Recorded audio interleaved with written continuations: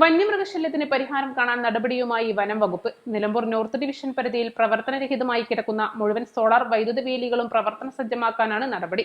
വനം വകുപ്പിന്റെ ചിലവിൽ 1.5 ലക്ഷത്തോളം രൂപ ചിലവഴിച്ച് പ്രവർത്തനരഹിതമായി കിടക്കുന്ന ബാറ്ററികൾ, എനർജൈസറുകൾ എന്നിവ നന്നാക്കി പ്രവർത്തന സജ്ജമാക്കും. ബാറ്ററികളും എനർജൈസറുകളും നിലമ്പൂർ റിസർവ് ഫോഴ്സ് റേഞ്ച് ഓഫീസറുടെ നേതൃത്വത്തിൽ ശേഖരിച്ച ശേഷം റിസർവ് ഫോഴ്സിലെ TS അമൃത്രാജ് മാനന്തവാടിയിലെ RRT ഓഫീസിലെത്തിച്ച ഫെൻസിംഗ് വിഭാഗത്തിന് കൈമാറി. 15 ദിവസത്തിനകം അറ്റകുറ്റപ്പണി നടത്തി ബാറ്ററികളും എനർജൈസറുകളും നിലമ്പൂരിലെത്തിക്കും. 40ഓളം ബാറ്ററികളും ഇത്രത്തോളം എനർജൈസറുകളുമാണ് പ്രവർത്തന സജ്ജമാകുക. വനംവകുപ്പിന്റെ ചിലവിൽ നിർമ്മിക്കുന്ന സോളാർ വൈദ്യുത വേലികളിൽ ഭൂരിഭാഗവും അറ്റകുറ്റപ്പണികൾ നടത്താത്തതിനാലും പ്രദേശവാസികളുടെ ശ്രദ്ധക്കുറവ് മൂലവും പിന്നീട് പ്രവർത്തനരഹിതമാവുകയാണ് പതിവ്.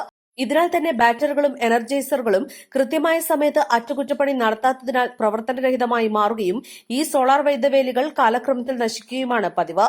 എന്നാൽ വനംവകുപ്പ് സ്ഥാപിച്ചിട്ടുള്ള വൈദ്യുത വേലികൾ മുഴുവൻ പ്രവർത്തനക്ഷമമാക്കി വന്യമൃഗശല്യം തടയാനാണ് Nilambur north division DFO Dhanesh കുമാറിന്റെ നേതൃത്വത്തിൽ നടപടി തുടങ്ങിയിരിക്കുന്നത്. നിലമ്പൂർ മേഖലയിൽ വന്യമൃഗശല്യം അതിരൂക്ഷമായ സാഹചര്യത്തിലാണ് നടപടി. വന്യമൃഗങ്ങളെ തടയണമെങ്കിൽ വനാതിർത്തികളിലെ സോളാർ വൈദ്യുത വേലികൾ പ്രവർത്തന സജ്ജമാകണം. ഭൂരിഭാഗം വേലികളും കാട്ടാനകൾ ഉൾപ്പെടെയുള്ള വന്യമൃഗങ്ങൾ നശിപ്പിച്ചു കഴിഞ്ഞു. വനംവകുപ്പ് ലക്ഷങ്ങൾ ചിലവഴിച്ച് നിർമ്മിക്കുന്ന സോളാർ വൈദ്യുത വേലികൾ പിന്നീട് തിരിഞ്ഞു നോക്കാറില്ല. ഇതിന് ഒരു പരിഹാരം കാണുക എന്ന ലക്ഷ്യത്തിലാണ് നിലമ്പൂർ നോർത്ത് ഡിവിഷൻ DFOയുടെ നടപടി. ഏറെക്കാലമായി ജനങ്ങൾ വനംവകുപ്പിന്റെ മുന്നിൽ ഈ ആവശ്യം ഉന്നയിച്ചു വരുന്നുണ്ടെങ്കിലും നിലവിലെ DFOയാണ് നടപടി സ്വീകരിച്ചത്. ഇതോടെ നിലമ്പൂർ നോർത്ത് ഡിവിഷൻ പരിധിയിൽ ഒരു പരിധിവരെ വന്യമൃഗശല്യത്തിന് പരിഹാരം കാണാമെന്ന് വനംവകുപ്പ് പ്രതീക്ഷിക്കുന്നു. East life, Nilambur.